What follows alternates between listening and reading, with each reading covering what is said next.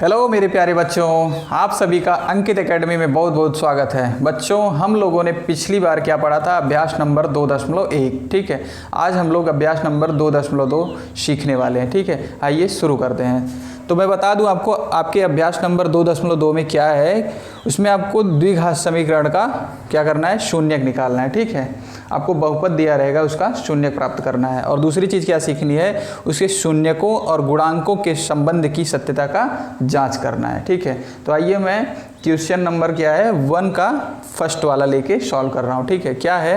X square, ठीक है, x square minus 2x minus 8। ठीक है, ये आपका क्या है? ये क्वेश्चन नंबर फर्स्ट है, तो इसको मैं सॉल्व कर रहा हूँ। ठीक है, शून्यक निकालने के लिए क्या करना पड़ता है मैं आपको बता दूँ।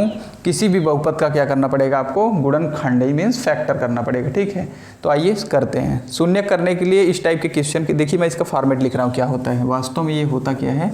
ये होता है ax square plus bx plus c type का। ठीक है, और a 0 नहीं होना चाहिए।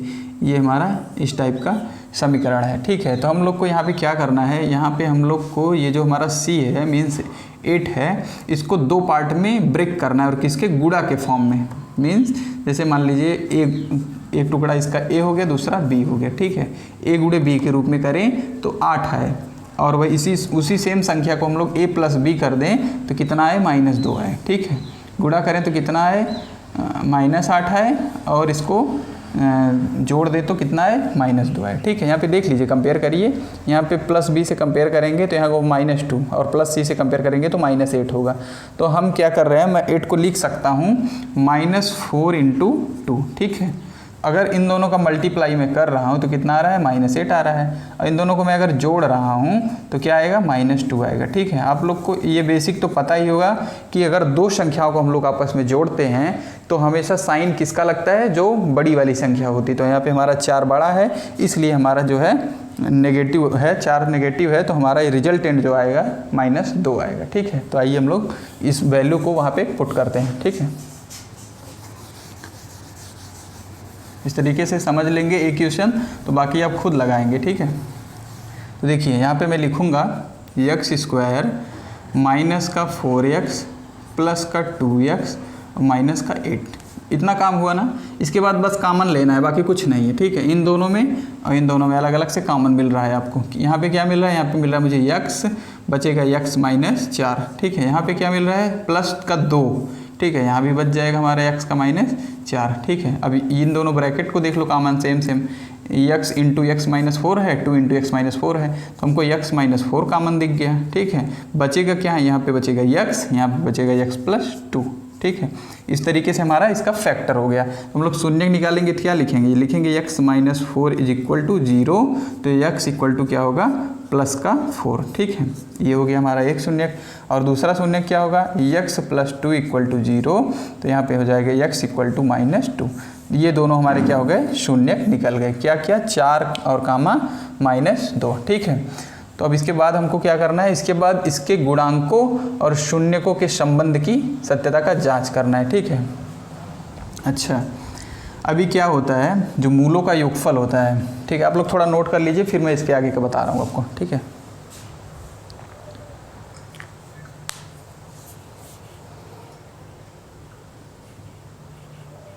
आप लोग नोट कर लीजिए। और यहाँ पे दो चीज़ें सीखने वाली हैं, क्लास 10th के लिए जो है आपका बहुत यूज़फुल है। ठीक है, द्विघात समीकरण का फैक्टर करना आप लोग को सीखना बहुत ही ज़रूरी है। उसके लिए बस एक ही चीज़ देखना है कि जो आपका c की वैल्यू होगी उसको दो पार्ट में ब्रेक करना है।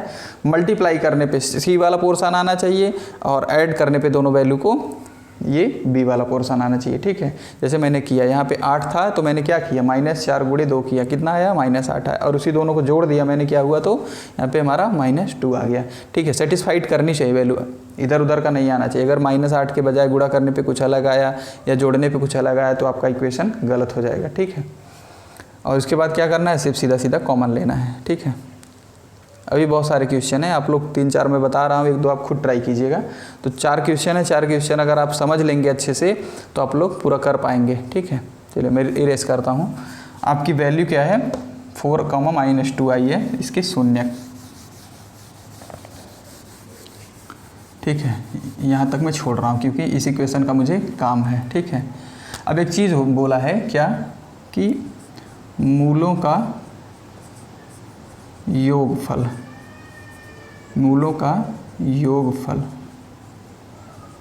ठीक है, मूलों का योगफल बराबर क्या होता है -b/a, ठीक है। -b/a मीन्स ये वाला टर्म नेगेटिव में अपान a, ठीक है। तो क्या अब यही है हमारा क्या है, मूलों का शून्यक और उसके गुणांकों के संबंध क्या है, ये दोनों बराबर अगर आ रहा है तो हम लोग का क्या है, ये फैक्ट जो है, ये तथ्य जो है, ये हमारा प्रूव्ड हो रहा है, नहीं तो प्रूव्ड नहीं हो रहा है, ठीक है। तो हम लोग चेक करते हैं। हमारा जो मूल आया है, एक मान लो मूल अल्फ़ा था, दूसरा बीटा था, हम लोग क्या करेंगे अल्फ़ा प्लस बीटा लिखेंगे, ठीक है। हमेशा मान लिया मैंने कि इसके जो दो मूल निकलेंगे वो क्या क्या निकलेंगे, अल्फ़ा बीटा। तो अल्फ़ा बीटा हमारा क्या था, एक था प्लस का 4 था और दूसरा क्या था, दूसरा था हमारा -2, ठीक है। और इधर देखिए क्या आना चाहिए, इधर देखिए माइनस तो पहले से है, b क्या है यहाँ पे, b है हमारा -2, ठीक है, b है हमारा -2, ठीक है। और हमारा a क्या है यहाँ पे, a हमारा 1 है, ठीक है। अब इन दोनों को सॉल्व कीजिए, यहाँ पे हो जाएगा 4 - 2, इसको इसे ब्रैकेट में कर लीजिएगा, ठीक है। 4 - 2, यहाँ पे क्या होगा, ये माइनस मिलके इसको प्लस बना देगा, माइनस और माइनस वाले वैल्यू के क्या होता है, पॉजिटिव बना देता है, ठीक है। तो हो जाएगा इधर 2 और 4 - 2 करेंगे तो इधर भी आपका कितना आ जाएगा 2। मतलब यहाँ पे आपका जो है LHS बराबर RHS, ठीक है।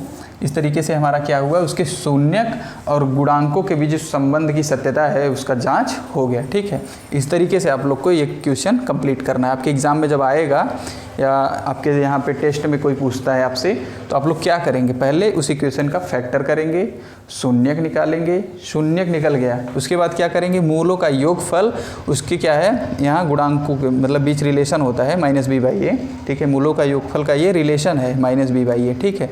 इधर अल्फ़ा प्लस बीटा रखेंगे, इधर -b/a करेंगे, ठीक है। इस तरीके से मैंने किया। यहाँ पे LHS आपका RHS के इक्वल आना चाहिए, ठीक है। अगला क्वेश्चन लेते हैं।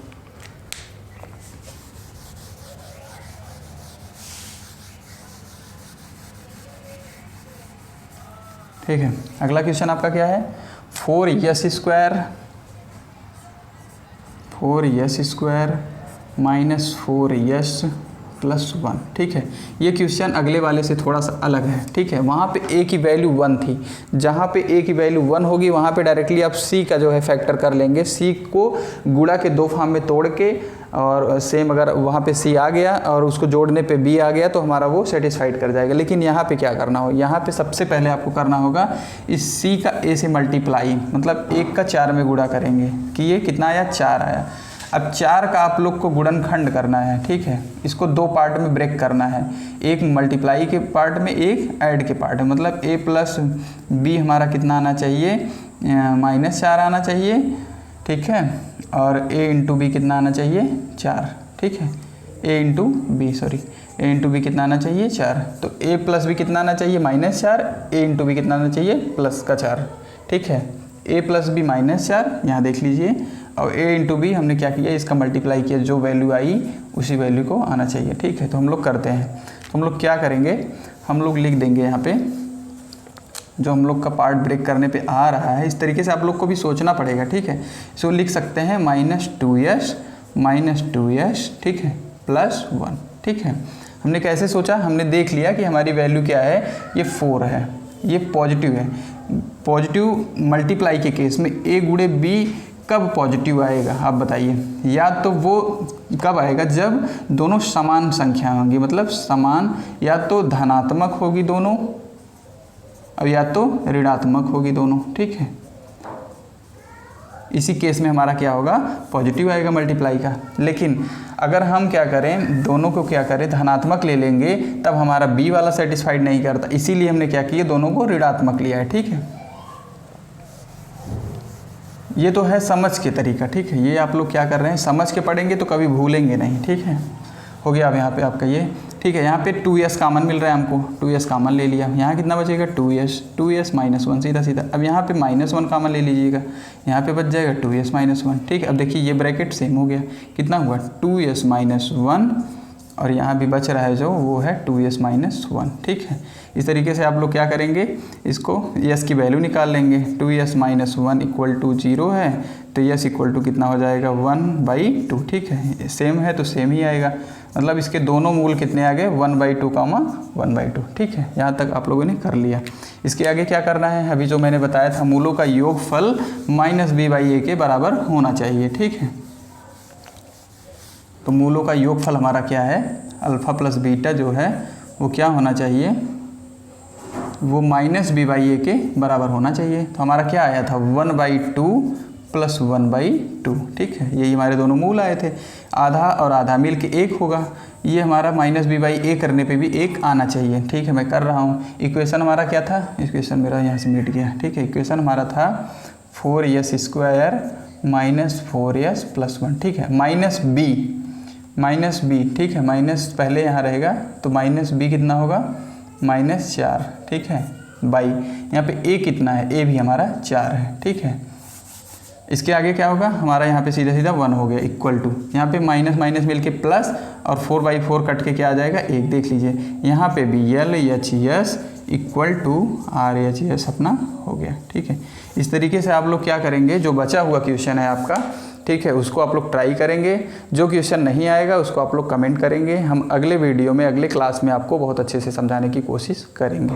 धन्यवाद।